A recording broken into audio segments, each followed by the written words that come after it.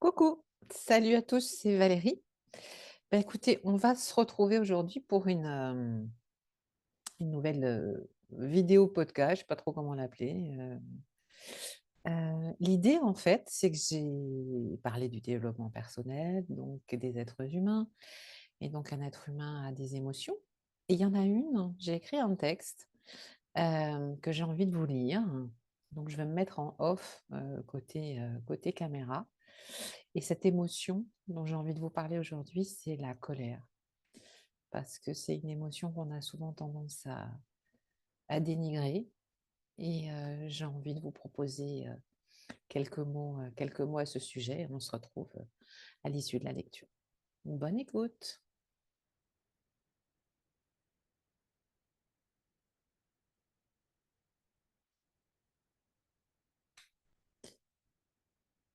Quand tu étais enfant, on t'a dit: «Ah, c'est pas bien d'être en colère.»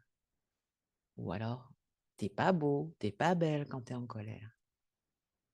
«Oh, ça va, hein, c'est pas grave, hein, t'as aucune raison de te mettre en colère.»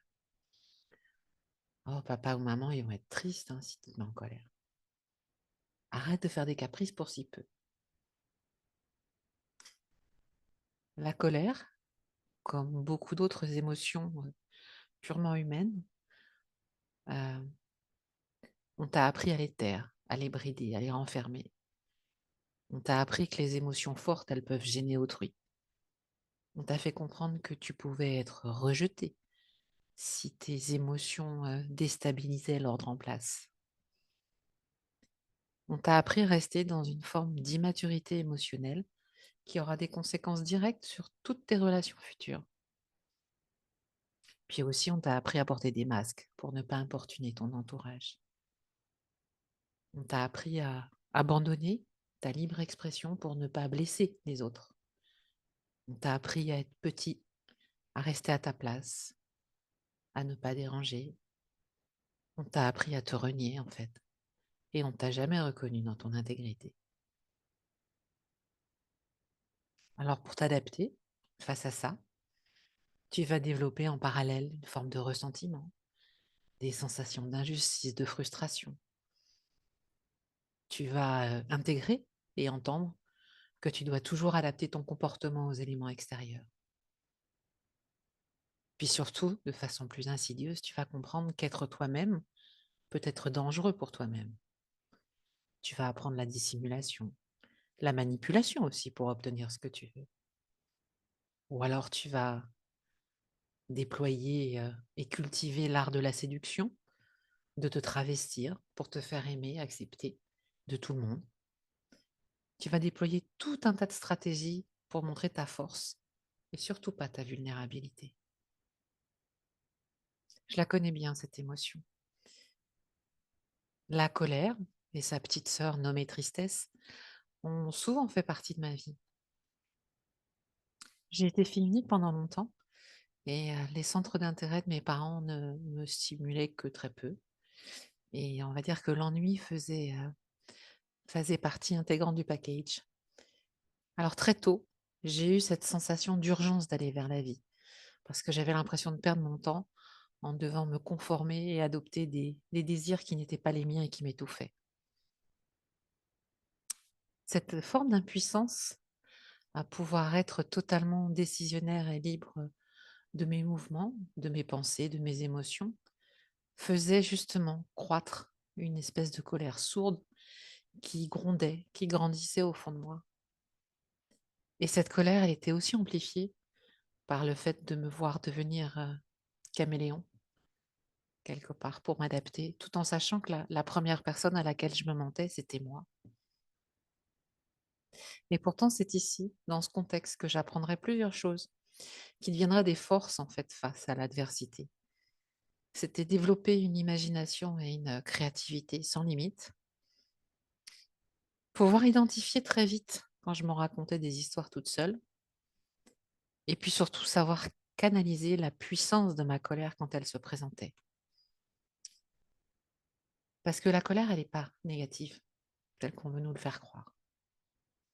Et puis arrête de te bullshiter parce que la colère, tu l'as déjà ressentie et tu la ressentiras encore. Alors, même si on te dit que Ça va te faire accumuler du cortisol, que, activer ton cerveau limbique ne changera rien pour toi, et cetera, et cetera. C'est juste ton mental qui cherche des explications pour te protéger et c'est pas en te perchant, en la déniant ou en t'anesthésiant que tu résoudras tes problématiques de fond. Dans nos systèmes, dans ce monde aujourd'hui, tout ou presque au quotidien peut venir nous déclencher. Tous les jours ou presque, tu pourras rencontrer moult contextes qui viendront te chercher, te stimuler en appuyant là où ça fait mal. Ça pourrait être une situation administrative qui te pourrit la vie, un parent, un ami, une collègue, un partenaire, des enfants, enfin peu importe. C'est autant d'empêcheurs de tourner en rond qui feront que cette colère, tu vas la sentir monter, gronder en toi. Elle va venir te titiller dans les limites de ce que tu peux supporter. Alors j'ai envie de te dire, cette colère, aime-la, embrasse-la pleinement, chéris-la, fais-en ton allié et non ton ennemi. Au lieu de la dénigrer, de la rejeter et de la mettre sous le tapis, accueille-la. Prends-la dans tes mains, dans ton cœur, dans ton corps, dans ton esprit. Observe-la. Observe-la sous toutes ses coutures. C'est quoi ses principales caractéristiques? Est-ce qu'elle a une couleur, une odeur, un petit nom? Elle vient d'où? Où est-ce qu'elle se manifeste dans ton corps? Quelles sensations physiques et mentales elle provoque?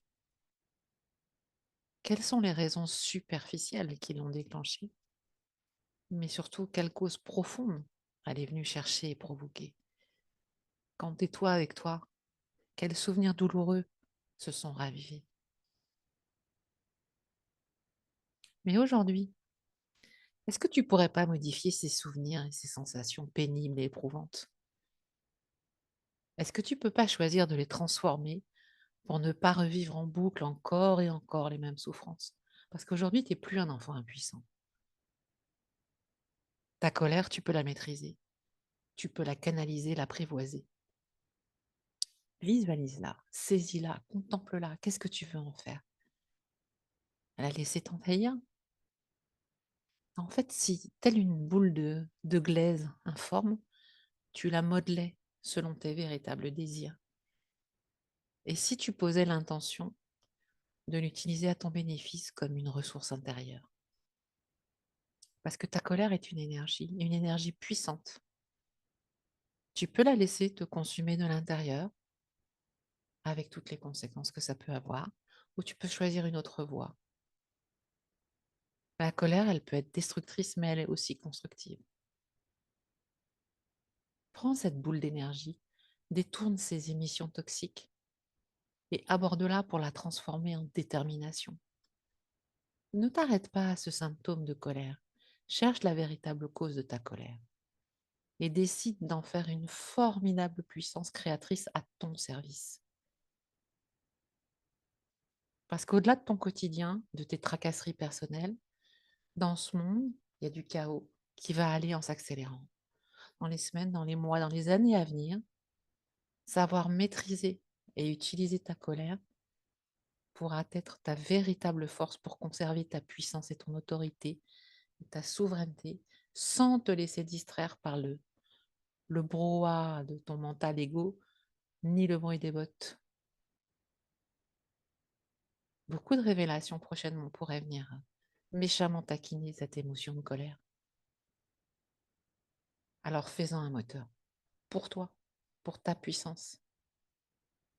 Et remember, as we say in English, conserve ton autorité intérieure en pleine conscience.